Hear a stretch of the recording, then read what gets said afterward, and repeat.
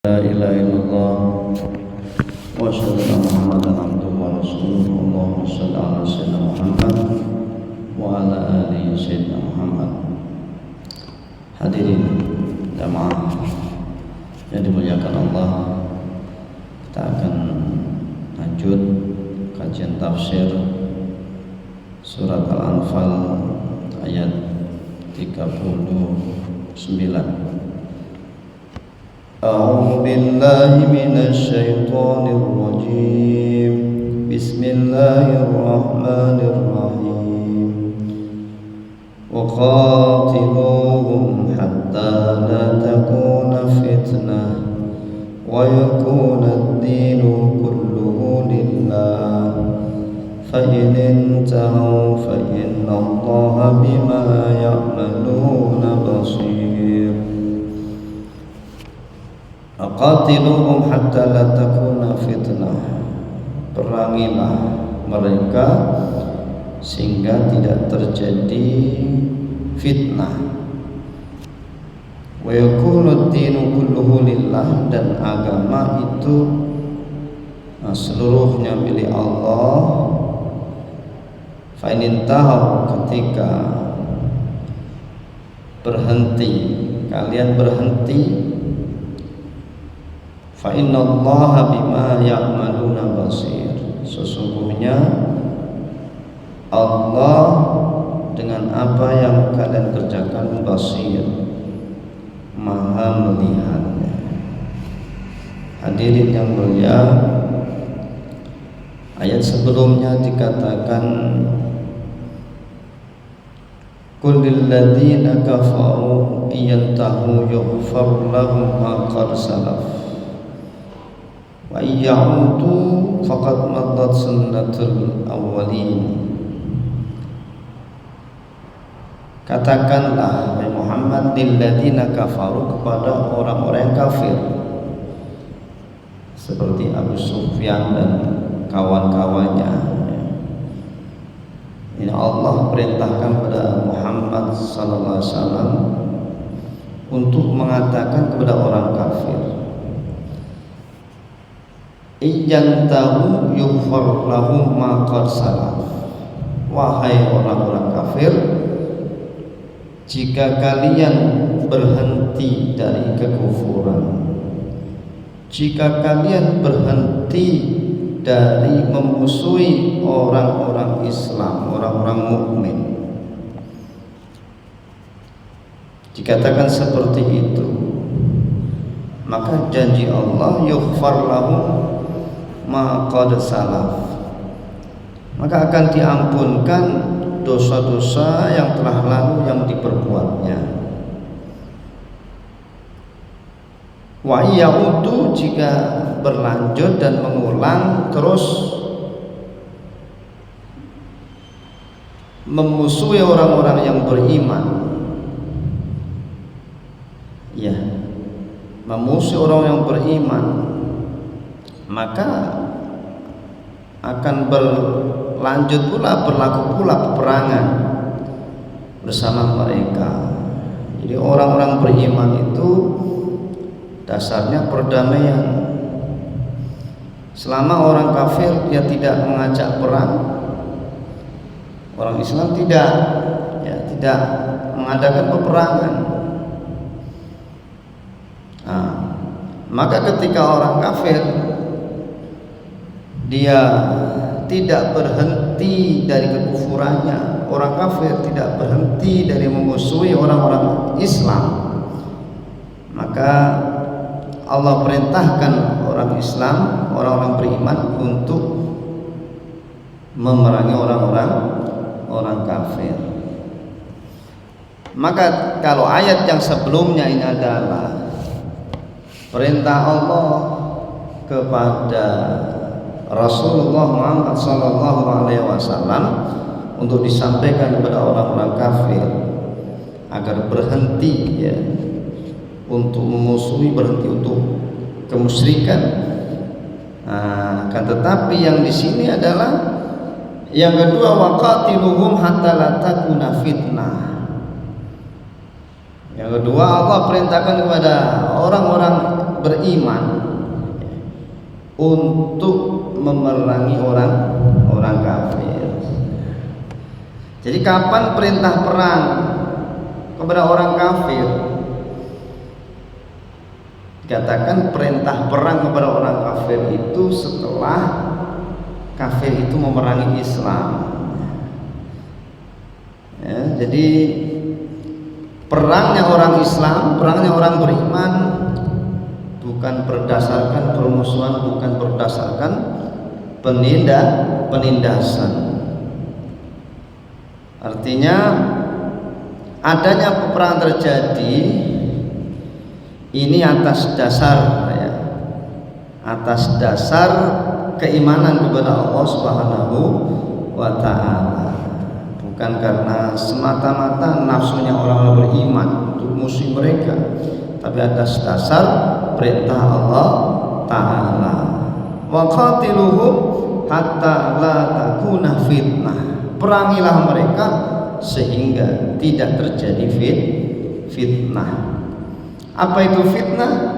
Fitnah itu di sini dikatakan adalah berkuasanya orang kafir terhadap orang Islam, sehingga begitu repot orang Islam ini untuk beribadah. Orang Islam beribadah dihalang-halangi, yasuddu an sabilillah. Mereka menghalang-halangi memerangi Nabi, menghalang-halangi Nabi dari jalan Allah Subhanahu wa taala. Maka kalau saja kekuasaan ini terjadi pada orang-orang kafir, maka akan sulit orang mukmin tidak bisa beribadah dengan nyaman. Wa yakunu dinu kulluhu lillah, dan agama Islam ya sepenuhnya ini adalah milik Allah. Pada sekalian agama hanya Islam itu agama yang diakui. Bahkan dan ayat lain kata liyudhhirahu ala dini kulli, agar Allah memenangkan Islam, agama yang diakui, agama yang dimenangkan, agama yang dimenangkan oleh Allah Subhanahu wa taala. Inna dina 'indallahi Islam. Ya, sungguhnya agama sisi Allah ay makbul, yang diterima Allah adalah al-Islam. Maka ketika kekuasaan ini ada pada umat Islam, ya, maka mereka akan mentaati perintah Allah Subhanahu wa taala dengan kenyamanan, ya. Dia akan ada keamanan. Dia seluruhnya mentaati Allah dengan dasar keimanan dengan Allah Subhanahu wa taala. Karena kekuasaan ada pada umat Islam atau umat yang beriman. Fa in tahaw fa innallaha bima ya'maluna basir. Fa in tahaw, jika mereka berhenti dari kekufuran, fa innallaha bima ya'maluna basir, sesungguhnya Allah Subhanahu wa taala atas perbuatan yang mereka lakukan itu Maha mengetahui, sehingga perbuatan apapun yang ia lakukan, yang baik yang buruk, Allah mengetahui.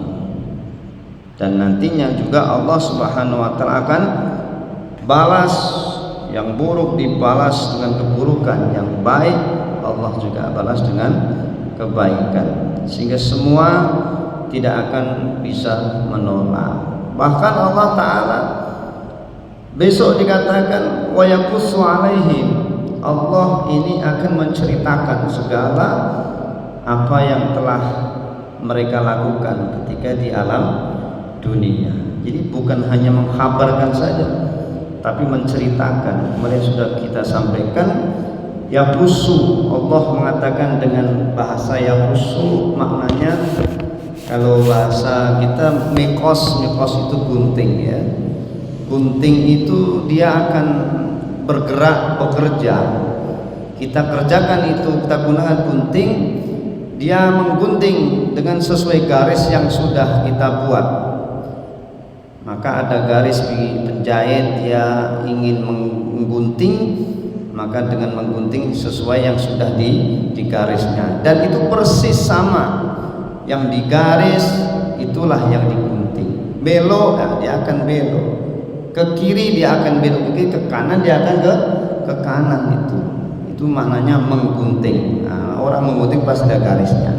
Maka Allah Ta'ala katakan wa yaqussu alaihim, maknanya Allah menggunting, artinya Allah tuh menceritakan dengan garis atau dengan perbuatan yang saat ini kita lakukan, maka nanti akan diperlihatkan kembali oleh Allah Subhanahu wa taala persis dengan garis yang sekarang ini kita buat ya. Jadi bukan pengabaran saja, tapi Allah akan menceritakan yang saat ini di dunia banyak amalnya, maka langsung Allah juga nanti akan ceritakan, akan menggunting sesuai dengan garisnya. Maknanya Allah akan menceritakan sesuai perbuatan-perbuatan yang dahulu di dunia kita berbuat.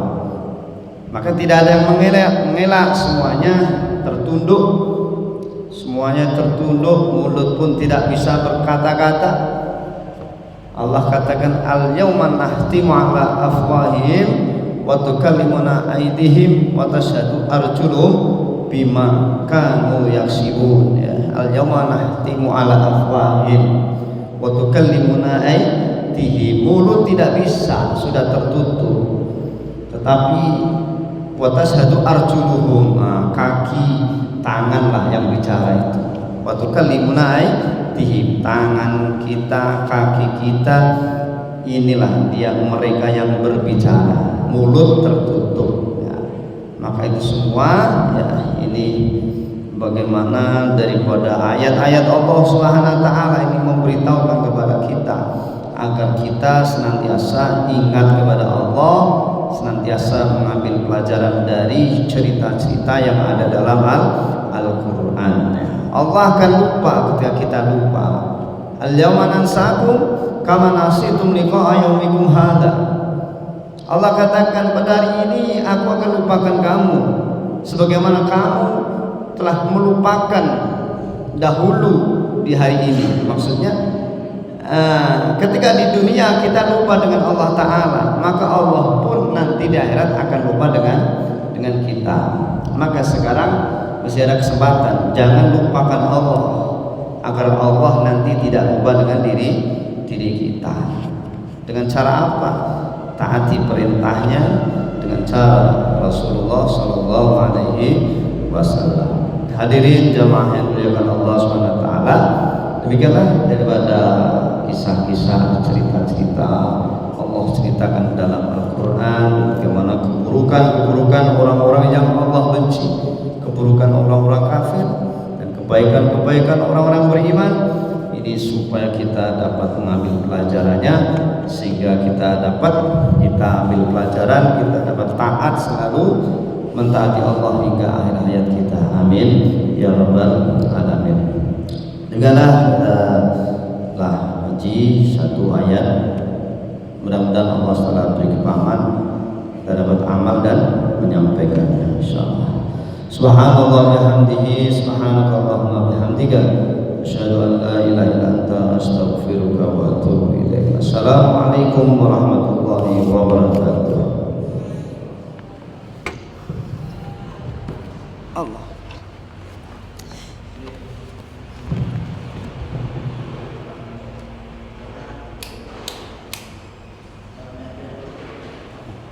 Penuh kan? Oh iya, apa? Ngerekam.